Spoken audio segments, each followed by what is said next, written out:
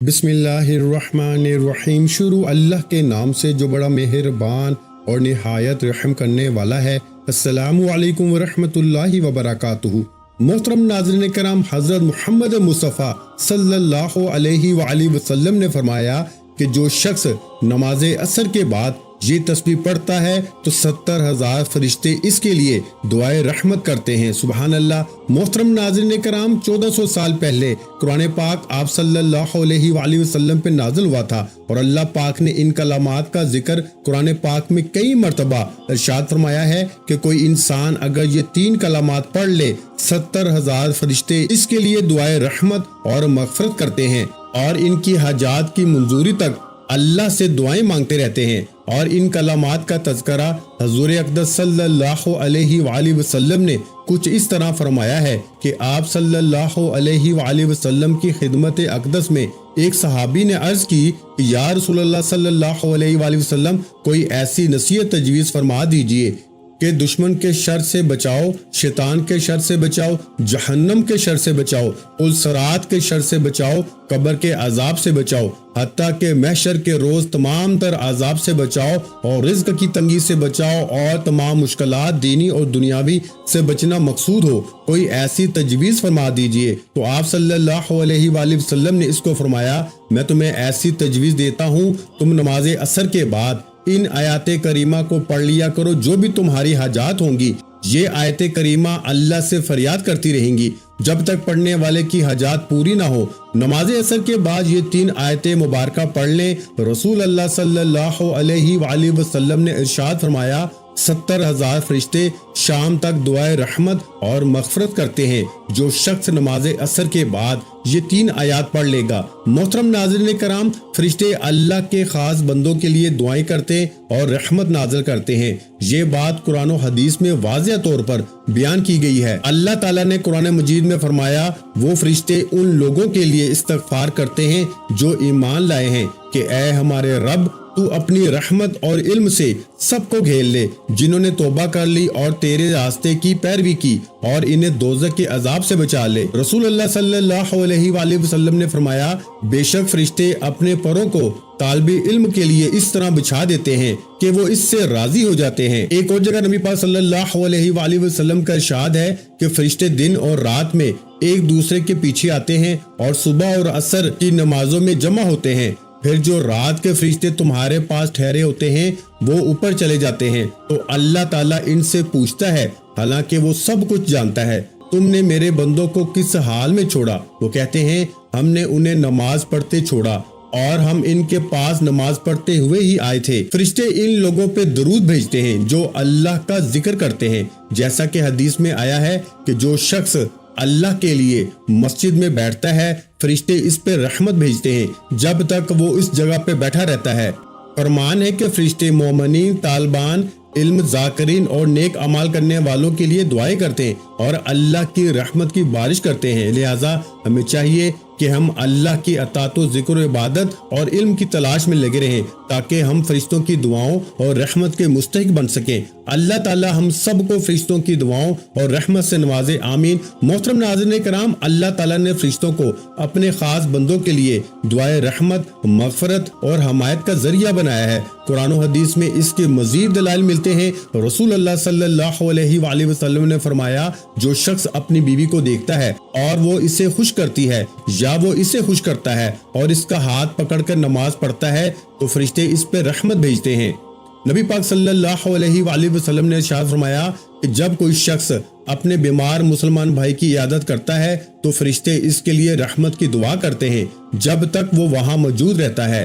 سفر میں اللہ کا ذکر کرنے والوں کے لیے فرشتوں کی حمایت فرمایا گیا، جب تم سفر کرو تو درختوں اور پہاڑوں میں اللہ کی تسبیح بیان کرو، کیونکہ فرشتے تمہارے ساتھ ہوتے ہیں اور تمہارے لیے دعا کرتے ہیں۔ رسول اللہ صلی اللہ علیہ وآلہ وسلم نے فرمایا کہ جمعے کے دن ایک وقت ایسا ہوتا ہے کہ اگر کوئی مسلمان اس وقت اللہ سے دعا مانگے تو اللہ اسے عطا کرتا ہے، اور فرشتے اس دن درود پڑھنے والوں کے لیے دعا کرتے ہیں۔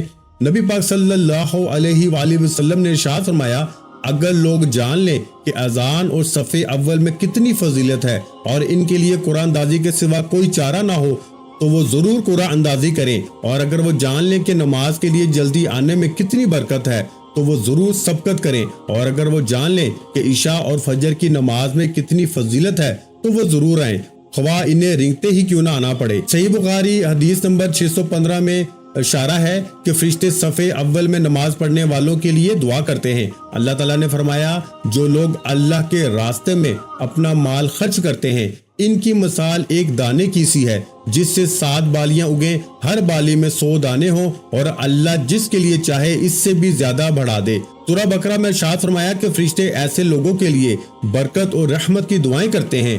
نبی پاک صلی اللہ علیہ وآلہ وسلم نے فرمایا کہ راضی والدین کی دعا فرشتوں کی دعا کے ساتھ ملتی ہے، اور اسی طرح یہ تسبیح پڑھنے والے پہ فرشتے دعائیں رحمت کرتے ہیں۔ فرشتے ہر نیک عمل کرنے والے، اللہ کا ذکر میں مشغول رہنے والے اور دوسروں کے حقوق ادا کرنے والے بندوں کے لیے بھی دعائیں کرتے ہیں، لہٰذا ہمیں چاہیے کہ ہم نیکیوں کی طرف توجہ دیں تاکہ فرشتوں کی دعائیں ہمارے شامل حال ہوں۔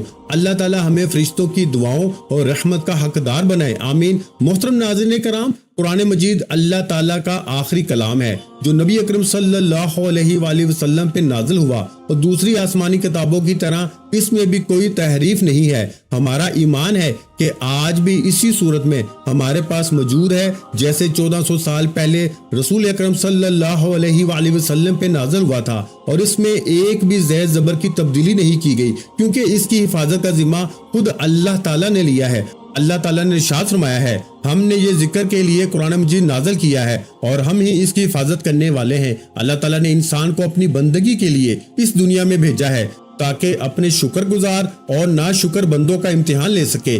اللہ نے انسان کی رہنمائی کے لیے رسول بھیجے اور ان کے ساتھ معجزات بھی اتارے، لیکن پچھلی قوموں نے اللہ سے روگردانی کی اور اللہ کے عذاب کو دعوت دی۔ اللہ تعالیٰ نے حضرت محمد مصطفیٰ صلی اللہ علیہ وآلہ وسلم کو عرب کی سرزمین پر اپنا آخری نبی صلی اللہ علیہ وآلہ وسلم بنا کے بھیجا، اور قرآن کو جبریل امین علیہ الصلوۃ والسلام کے ذریعے رسول اکرم صلی اللہ علیہ وآلہ وسلم پر معجزے کی صورت میں نازل فرمایا۔ اس کی بے شمار صفات ہیں جن میں سے ایک شفا بھی ہے۔ اللہ تعالیٰ نے خود قرآن مجید کو شفا قرار دیا ہے۔ جو قرآن جو ہم نازل کر رہے ہیں مومنوں کے لیے تو سراسر شفا ہے اور رحمت ہے، اور ظالموں کا تو اس سے نقصان ہی بڑھتا ہے۔ اللہ تعالیٰ فرماتے ہیں، یہ تو ایمان والوں کے لیے ہی بیت الشفا ہے۔ قرآن پاک ایمان والوں کی شفا کا باعث ہے اور کفار اس کو نہیں سمجھ سکتے۔ اللہ کی رحمت بہت وسیع ہے اور ہر شخص اس کو اپنی ظرف اور ہمت کے مطابق حاصل کرتا ہے۔ اللہ تعالیٰ کی رحمت کو تمام سمندروں کی گہرائی میں لا کر ڈالا جائے تو بھی اس کی وسعت اور گہرائی ختم نہیں ہو سکتی۔ یہ حاصل کرنے والے پہ منحصر ہے کہ وہ اس کو کیسے اور کتنا حاصل کر سکتا ہے۔ اللہ تعالیٰ فرماتے ہیں، اے لوگو، تمہارے پاس تمہارے رب کی طرف سے ایک ایسی چیز آئی ہے جو نصیحت اور دلوں میں جو ہے ان کے لیے شفا ہے اور رہنمائی کرنے والی ہے، اور ایمان والوں کے لیے رحمت ہے۔ آقا دو جہاں صلی اللہ علیہ وآلہ وسلم کی قرآن سے محبت بے مثال تھی۔ حضرت محمد صلی اللہ علیہ وآلہ وسلم کی پوری زندگی قرآن کی تعلیمات پر عمل کرنے کا نمونہ تھی۔ آپ نے قرآن کے احکامات کو اپنی زندگی میں نافذ کیا اور دوسروں کو بھی ان پر عمل کرنے کی تلقین کی۔ حضرت عائشہ رضی اللہ تعالی عنہا سے روایت ہے کہ آپ صلی اللہ علیہ وآلہ وسلم کا اخلاق قرآن تھا۔ آپ صلی اللہ علیہ وآلہ وسلم باقاعدگی سے قرآن پاک کی تلاوت کرتے تھے، خاص طور پر رات کی عبادت میں آپ خود بھی قرآن پاک پڑھتے اور دوسروں سے بھی قرآن پاک سننے کا شوق رکھتے۔ حضرت عبداللہ بن عباس رضی اللہ تعالی عنہ سے روایت ہے کہ نبی کریم صلی اللہ علیہ وآلہ وسلم سب سے زیادہ سخی تھے اور سب سے زیادہ سخاوت رمضان کے مہینے میں کرتے تھے۔ بخاری شریف میں آتا ہے، تو آقا صلی اللہ علیہ وآلہ وسلم نے صحابہ کو قرآن کی تعلیم دی اور اس کی تعلیمات کو پھیلایا۔ آپ نے لوگوں کو قرآن کے معنی اور مفہوم سکھائے اور اس کی حکمتیں بیان کی۔ آقا دو جہاں صلی اللہ علیہ وآلہ وسلم وحی کا انتظار کرتے تھے، اور جب وحی آتی تو خوشی اور سکون محسوس کرتے۔ آپ کے دل میں قرآن کے الفاظ کی قدر و منزلت بہت زیادہ تھی۔ آقا دو جہاں صلی اللہ علیہ وآلہ وسلم کی دعاؤں اور اذکار میں قرآن کے الفاظ شامل ہوتے تھے۔ آپ کی دعاؤں میں قرآن کی آیات کا ذکر اور استعمال ہوتا تھا۔ یہ تمام پہلو آقا صلی اللہ علیہ وآلہ وسلم کی قرآن سے بے پناہ محبت اور عقیدت کو ظاہر کرتے ہیں۔ آپ کی زندگی میں قرآن کی تعلیمات کی جھلک نمایاں تھی، اور انہوں نے اپنی امت کو بھی قرآن کے قریب رہنے کی تلقین کی۔ قرآن مجید ہر قلبی، روحانی، جسمانی اور نفسیانی بیماریوں کے لیے شفا ہے۔ قرآن مجید خود بیان کر رہا ہے دلوں کے روگ یعنی حسد، کینہ، بغض، منافقت، ڈپریشن، اسی طرح کی اور مصیبتیں، یہ ان کے لیے شفا ہے۔ اللہ تعالیٰ کا ذکر روح کی غذا ہے۔ محترم ناظرین کرام، اللہ تعالیٰ کی رحمت بے حدود، بے حساب ہے، جیسا کہ قرآن پاک میں ارشاد ہے، اور میری رحمت ہر چیز کو گھیرے ہوئے ہے۔ سورہ احراف میں فرمایا گیا کہ اللہ کی رحمت ہی سے ہمارا وجود، رزق، مغفرت اور ہدایت ممکن ہے۔ وہ غفور الرحیم ہے، اپنے بندوں پر انتہائی مہربان ہے، چاہے وہ کتنے ہی گناہ گار کیوں نہ ہو۔ نبی کریم صلی اللہ علیہ وآلہ وسلم نے فرمایا، اللہ نے رحمت کو پیدا فرمایا تو اس کی 100 رحمتیں بنائیں، ان میں سے 99 اپنے پاس رکھ لیں اور ایک رحمت تمام مخلوق پہ نازل فرمائی۔ بخاری شریف میں آتا ہے کہ ہمیں ہر حال میں اللہ کی رحمت سے مایوس نہیں ہونا چاہیے، بلکہ توبہ اور نیک اعمال کے ذریعے اس کی رحمت کو تلاش کرنا چاہیے۔ اللہ تعالیٰ فرماتا ہے، کہہ دو اے میرے بندو جنہوں نے اپنی جانوں پہ زیادتی کر لی، اللہ کی رحمت سے نا امید نہ ہو، یقیناً اللہ تمام گناہوں کو بخش دیتا ہے، بے شک وہ غفور الرحیم ہے۔ اللہ کی رحمت ہم پہ ہمیشہ رہے اور ہم اس کے فضل و کرم کے مستحق بن جائیں، آمین۔ محترم ناظرین کرام، اللہ تعالیٰ کی رحمت ایک لازوال خزانہ ہے جو ہر لمحہ، ہر حال میں اپنے بندوں پر رہتی ہے، چاہے انسان کتنا ہی گناہ میں ڈوبا ہو۔ اللہ کی رحمت اس سے کہیں بڑھ کر ہے۔ قرآن مجید میں اللہ تعالیٰ فرماتے ہیں، اگر اللہ لوگوں کو ان کے اعمال کی سزا فوراً دے تو زمین پر کوئی جاندار نہ چھوڑے، مگر وہ اپنی رحمت سے گناہوں کو معاف فرما دیتا ہے اور مہلت دیتا ہے۔ نبی کریم صلی اللہ علیہ وآلہ وسلم نے فرمایا، اللہ کی 100 رحمتیں ہیں، جن میں سے ایک رحمت جنوں، انسان، جانور اور کیڑے مکوڑوں کے درمیان نازل کی گئی ہے۔ اس کی وجہ سے وہ ایک دوسرے پہ شفقت کرتے ہیں اور اس کی وجہ سے وحشی جانور اپنے بچوں سے پیار کرتے ہیں۔ باقی 99 رحمتیں اللہ نے قیامت کے دن کے لیے محفوظ رکھی ہیں۔ اللہ تعالیٰ گناہ گار کے توبہ کرنے پہ خوش ہوتا ہے، جیسا کہ حدیث قدسی میں آیا ہے، اللہ اپنے بندے کی توبہ پر اس سے زیادہ خوش ہوتا ہے جتنا تم میں سے کوئی شخص اپنے اونٹ کو کھلے میدان میں پا کے خوش ہوتا ہے۔ صحیح بخاری میں ہے، اللہ کی رحمت سے کبھی مایوس نہ ہو، چھوٹے سے چھوٹا نیک عمل بھی اس کی رحمت کو جذب کرنے کا ذریعہ ہے۔ ایک لمحے کی توبہ، ایک نظر رحمت، ایک دعا کی قبولیت، یہ سب رحمت الہی کے دروازے کھول دیتے ہیں۔ بس میں یہ رحمت ان کے لیے لکھ دوں گا جو تقوی اختیار کریں، زکوٰۃ دیں اور میری آیات پہ ایمان لائیں۔ سورہ اعراف میں فرمایا کہ اللہ ہم سب کو اپنی وسیع و رحمت کا حقیقی مستحق بنائے، آمین۔ محترم ناظرین کرام، آج کا وظیفہ نماز عصر کے بعد آپ نے 3 آیات پڑھنی ہیں جو کہ بہت ہی زیادہ فضیلت والی آیات ہیں۔ سب سے پہلے آپ نے نماز عصر ادا کرنے کے بعد حضور پاک صلی اللہ علیہ وآلہ وسلم کی ذات اقدس پر درود پاک کا نذرانہ پیش کرنا ہے۔ درود پاک آپ کوئی سا بھی پڑھ سکتے ہیں، ایک بار ثواب کی نیت سے میرے ساتھ بھی پڑھ لیجئے، اللہم صلی علی محمد وعلی آل محمد کما صلیت علی ابراہیم وعلی آل ابراہیم انک حمید مجید، اللہم بارک علی محمد وعلی آل محمد کما بارکت علی ابراہیم وعلی آل ابراہیم انک حمید مجید۔ درود پاک پڑھنے کے بعد آپ نے سورہ حشر کی آخری 3 آیات پڑھنی ہیں۔ یہ آیات آپ نے صرف 11 مرتبہ پڑھنی ہیں۔ محترم ناظرین کرام، یہ آیات 11 مرتبہ پڑھنے کے بعد آپ نے 21 مرتبہ یعنی 21 ٹائم سورہ کوثر پڑھنی ہے اور آخر میں پھر درود پاک پڑھنا ہے جو شروع میں پڑھا تھا۔ حضور صلی اللہ علیہ وآلہ وسلم نے فرمایا کہ جو عصر کے وقت 3 مرتبہ اعوذ باللہ من الشیطان الرجیم اور اس کے بعد 3 مرتبہ سورہ حشر کی آخری 3 آیات پڑھے، هو اللہ الذی لا الہ الا هو عالم الغیب والشہادۃ هو الرحمن الرحیم، هو اللہ الذی لا الہ الا هو المالک القدوس السلام المؤمن المحیمن العزیز الجبار المتکبر سبحان اللہ عما یشرکون، هو اللہ الخالق البارئ المصور له الاسماء الحسنى یسبح له ما فی السماوات والارض وهو العزیز الحکیم۔ نماز عصر کے بعد پڑھ لے تو اللہ تعالیٰ 70,000 فرشتے مقرر فرما دیتے ہیں جو صبح تک اس کے لیے رحمت کی دعا کرتے رہتے ہیں۔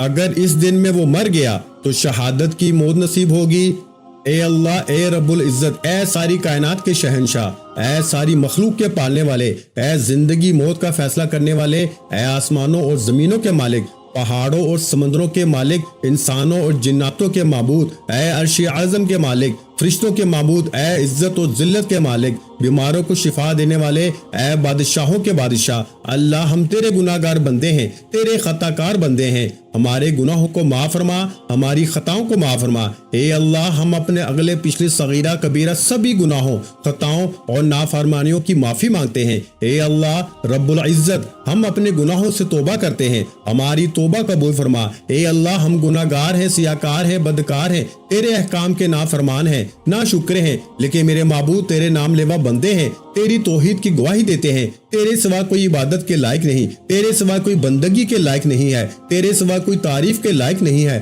ہمارے اللہ، ہمارے گناہ تیری رحمت سے بڑے تو نہیں ہیں، تو اپنی رحمت سے ہمارے گناہ معاف کر دے۔ اے اللہ پاک، ہمیں گمراہی کے راستے سے ہٹا کے صراط مستقیم کے راستے پہ چلنے والا بنا دے۔ اے اللہ، ایسی نماز پڑھنے کی توفیق عطا فرما جس نماز سے تو راضی ہو جائے، زندگی میں ایسے نیک عمل کرنے کی توفیق عطا فرما جن عمالوں سے تو راضی ہو جائے، ہمیں ایسی زندگی گزارنے کی توفیق عطا کر جس زندگی سے تو راضی ہو جائے، ایمان پہ زندہ رکھ اور ایمان پہ ہی موت عطا کر۔ اے اللہ، ہمیں تیرے احکام کی فرما برداری کرنے والا بنا دے اور تیرے پیارے حبیب جناب محمد مصطفیٰ صلی اللہ علیہ وآلہ وسلم کے نیک اور پاکیزہ آداب کو اپنانے والا بنا دے۔ اے اللہ، ہماری پریشانیوں کو دور کر دے۔ اے اللہ، جو بیمار ہیں انہیں شفائے کاملہ عطا فرما دے۔ اے اللہ، جو بے اولاد ہیں انہیں اپنے خزانوں میں سے نیک اور صالح اولاد عطا فرما دے۔ اے اللہ، جن کے جو کام رکے ہوئے ہیں وہ پورے کر دے۔ اے اللہ، بچھڑے ہوئوں کو ملا دے۔ اے اللہ، شادی شدہ جوڑوں میں محبت اور خلوص پیدا کر دے اور ان کی زندگیوں میں برکت ڈال دے۔